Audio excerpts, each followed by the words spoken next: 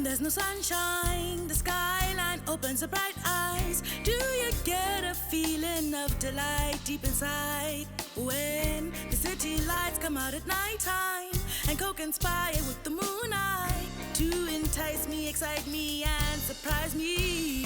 Something about the nightlights, yeah. Oh, got me walking on cloud nine. And oh. And when the night lights are calling me home, I get a little funny feeling I can't ignore. It brings out the best and the back, I'm so sure. Oh. It never gets old. Ain't it funny how the sky is on the floor? I feel it in my soul, I know I can soar. Hey everybody, you're watching Jive TV, and today on Jive Sessions, I'm joined by Nontando. Nontando, welcome. Yes, thank you for having me. It took you long enough. Yeah, it did, but I'm finally here. Great. Before we get it started, have you been vaccinated? Yes, both shots done and dusted. Awesome. So let's talk about your music. When did you start singing? I know most artists will tell you Okay. But when did music start for you? Okay, well, music, when I actually decided I wanted to do music, I decided when I was 15, I think Form 3, exactly. After I saw Angelique Kidjo, and she came in 2007, and that's when I decided, because at that time I was very uncertain. Do I do this? Do I not do this? What does society think about people do music, and then women in music as well? So that's when I cemented my decision. So that's when the journey actually began as a musician. Yeah. And as a musician, what was your first song to play on radio? On radio? First song to play on radio, I think I must have been it was when I was still at school. So I went to College of Music, and the first song, it wasn't mine, it was a collaborative effort. It was in the Mbira group. So that was, I guess, the first song that I was ever on that played on radio. And I've been submitting recently. Well, I'm not very sure when they've been played, but I'm sure that was the first one because they actually let me know when they went on air. And you mentioned that you went to school for music. I went to Zimbabwe College of Music, yeah. What were you studying there? I was studying my national certificate in 2011. And then I went back for the advanced national certificate in 2013 to 2014. Wow. Yeah, so you also play instruments? Yeah, I do. Okay, which instrument do you play? Okay, my primary instrument is the piano or keyboard, the electric version. And then I sing. But in terms of instruments, what I play is the piano, and then I'm a multi-instrumentalist. I play mbira, I play the two types, nyunga, and I play nare as well, and then marimba. So I'm very well versed in piano, nyunga, nare, and marimba, and then just basic percussion, really. Okay, so one thing I've noticed about people that play the mbira is that they take them with them wherever they go. It's like a soldier's gun. It's like a preacher's Bible. Yeah. Where is your gun? Where is your Bible? Oh, my gun is right here. Well, it's off camera, but it's close by. If I was your gun, I'd be feeling a bit jealous right now, taking all the glory, and I'm not there. The problem is, I've got so many guns. My keyboard will get jealous because she's been there the longest, so she'll be like whining. And then the other instruments will also get jealous too. So this is how I manage the jealousy between Well, all at of least them. since you brought them, I guess they'll get their own time to shine soon enough. Yeah. All right, so let's talk about, we've talked about your origins. Let's talk about your current projects. I've been stalking you, checked you out on your YouTube channel. And you have a new video. Yes. And it's been recently released. Yes. Let's talk about the video and how it was releasing it during COVID times. How was it coming out with a music video during COVID-19? And how was it for you as your current project? All right. This particular video, we shot it before COVID, so it wasn't too much of a stress. Maybe doing all of the post-production, then that came afterwards. But the actual project was fine. Concept, it was actually quite an experience. You have to learn how to do the concept and the video editing and all of that. But it was an enjoyable experience, and we all worked very well. And then afterwards, the post-production, it's one of those things where you just work within the guidelines. Wear a mask, you social distance, you sanitize. But since it's video editing, it wasn't that bad. As opposed to if you have to shoot with the masks and if you have to do all of the actual person-to-person interaction with the masks and during the COVID. So it was quite manageable post-production. Yeah. Okay. So what's the name of the music video? The music video is called City Lights. Yeah. And let's talk about that. What inspired you to write City Lights? What is it about? All right. City Lights is about basically my love for just seeing the landscape at night. You know, I think it really started. I was born here. Then part of my childhood, I was in Botswana. So very regularly, we'd come back from going to and fro the countries. And by the time we came to Harare, it was now dark. And that's when you would be like at the Kopi area and you could really just see the whole entire city lighting up. And it's always been beautiful. Whenever I go to a town or a place like that where I happen to be at a high vantage point, I think most recently was Cape Town. Same thing. It's just something that really gets my attention. It really is a view. Yeah, it's a beautiful view. Yeah, I love it a lot. So I decided that we definitely do a song about this. I like it a lot. So yeah. Okay, so let's talk about your inspirations. Yeah. That view inspired you to write the song. Yeah. But what inspires you to sing?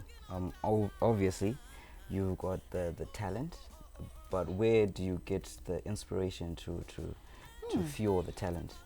Besides the typical muse, when the inspiration just randomly comes and hits you, and then you start writing, it's really about when you listen to a lot of music. If you listen a lot of music, there's always ideas swimming in your head. Most of the time, you're always thinking about something, or you're always singing something or humming something, and you actually find that two completely unrelated songs come together and they just gel together like that. Yeah.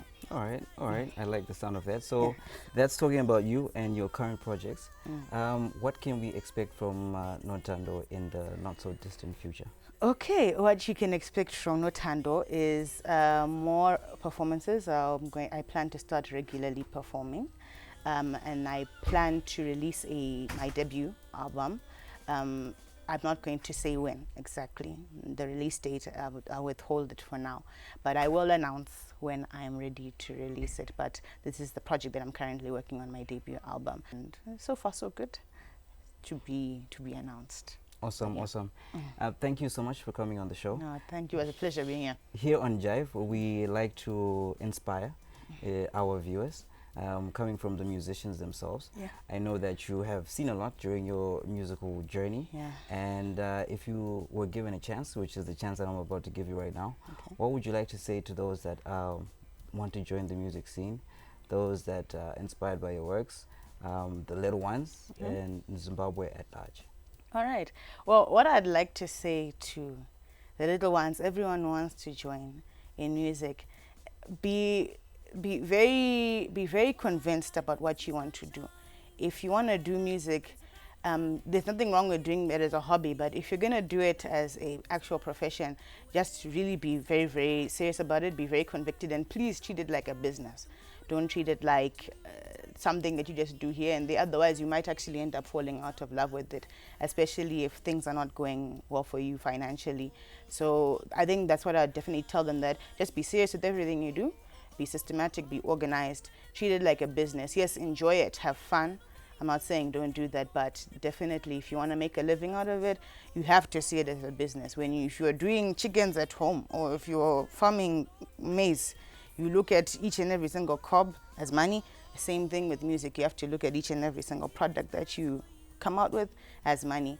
And I guess another parting word I could leave, especially for the young ones, but particularly the girls.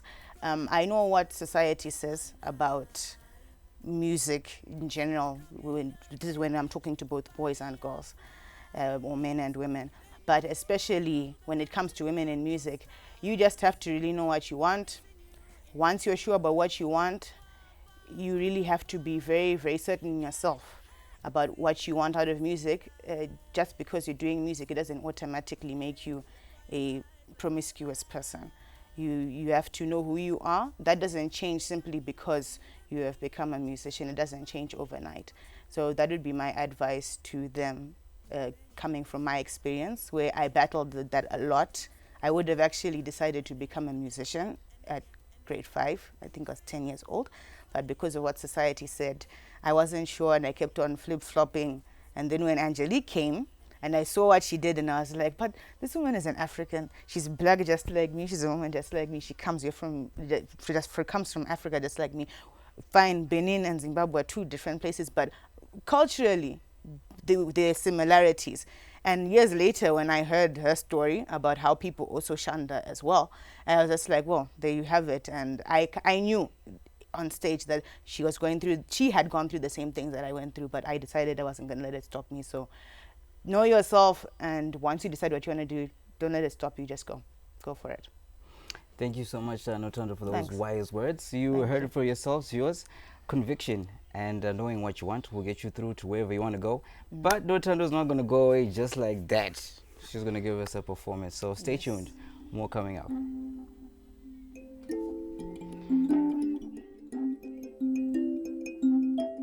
I'm at the riverside, it's him and I, me and life. Clear as a cloudless sky, the sands of time liquefied. I cried, Mr. River, may you please fill my pitcher.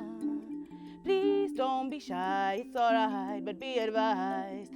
What lay before your eyes is borrowed time. The water you see looks pure and crystal clear, but it tastes like tears. What can you offer me? Can you promise me ease? Can't you remove all the tears? What can you guarantee me? Oh, time. Oh, time is the truth. That's all I can do for you. Time to laugh, time to smile, time to bleed, and time to cry. Oh, time. In a space with light, darkness must abide. It's part of my makeup, you see.